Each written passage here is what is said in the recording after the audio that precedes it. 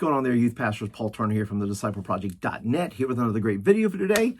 And this is the Coach's Corner, where I answer 3 questions about youth ministry.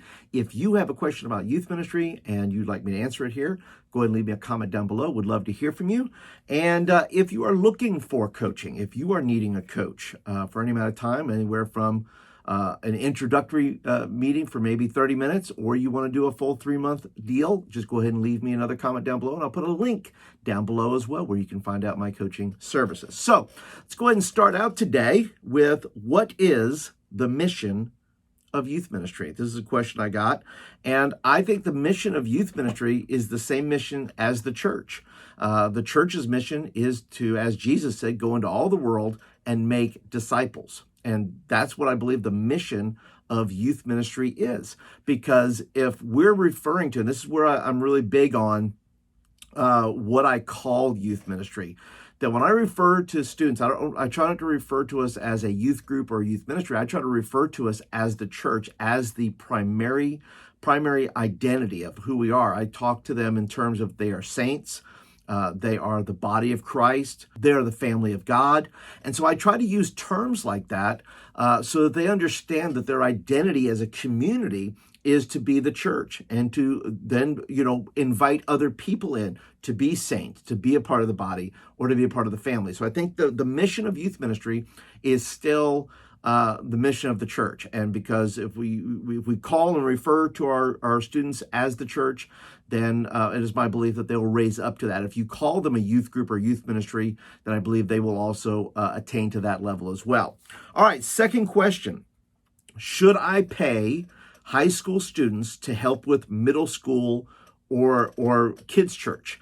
I think that's a great question. I think it brings up some great ideas, because you say, well, if the two sides of it are, first of all, should I pay students? Because if I pay them, they won't understand the value of servanthood. And I don't agree with that. I think they will understand the value of servanthood, but I think they'll also understand the value of earning what they get. So if you have high school students that says, look, I want to help, and this is really just creating a type of internship program, right? So they learn what it means to be accountable. They learn what it means to show up and do. They learn what it means to follow directions. I mean, it's really job training. I think it's just a fantastic way to do it. So you can create an intern program and invite high school students into it to help with kids' church or with middle school, or you can turn it into like a school of ministry, right? Where you say, hey, look, sign up for school of ministry, and we're going to pay you to do this school of ministry. And make sure, I would say this, make sure it's short term, right? So where it's not, it's not a forever job where you can cycle kids in and cycle kids out. So you say, well, this school of ministry or this term of service is going to be for 3 months, and you pay them for 3 months. You can also say, look, if you don't feel good about actually paying a student to do it as an intern or things like that, to where the money goes in their pocket, say, look, we'll pay for your camp. We'll pay for your upcoming retreat. We'll pay for something like that. So if you don't want to pay them directly, and you don't want to just say, look, we're going to take care of your deposit for camp, or we're going to take care of whatever it is you can do with that. But I think it's worth thinking about, at least, to say, how can I get these students to understand the value of hard work, understand the value of the economy of doing, but also understanding the value of servanthood. And I don't think paying a student in the right context takes away from that. I think they can learn that even in that context. All right, third and final question. How do you learn youth ministry when there is no one to teach you?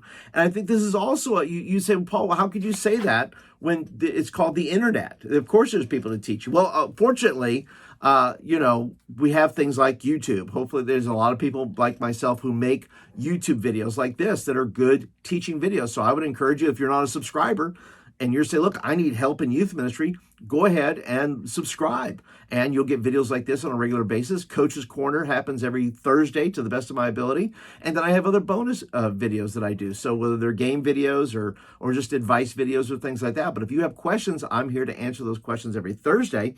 And you say, well, if I don't have anybody to teach me, well, talk with your senior pastor. Ask them to feed into you. Of course, there's podcasts that you can listen to. There's there's articles, there's blogs, there's all those things. But I understand what the question really means. The question really means is, what if I have nobody in my circle that's a physical person that I can talk to? And that is of extreme value. Having the one-on-one, somebody you can talk to about your specific problems, and somebody who's going to hear you and then be able to give you feedback on that very specific thing. Whereas a blog or a podcast or a video can't do all that, because I'm maybe not answering your question within your context. And that is where I will come back and say, look, if you need individual coaching, I am a strong proponent of that because I think it helps. And I've helped enough youth pastors to this point through individual coaching to be able to tell you that if you get individual coaching, it will be to your benefit to do so, because at least from my responsibility as a coach, I'm going to help you with your very specific needs, and not only with your specific needs as far as the X's and O's, but your needs as a youth worker that you want to grow as a youth worker. So, but that's it. If you don't have anybody with you, be sure blogs, podcast, videos, and then investigate into actual coaching one-on-one or in a group type of deal, and there'll be links down below. All right, so that is it for today, guys. Thank you guys so much for watching and for listening. If you, once again, are not subscribed, go ahead and click the subscribe, but also click that thumbs up button. Let me know you like the video and you want more of them. And I thank you guys for your attention today, and I'll catch you guys in the next video.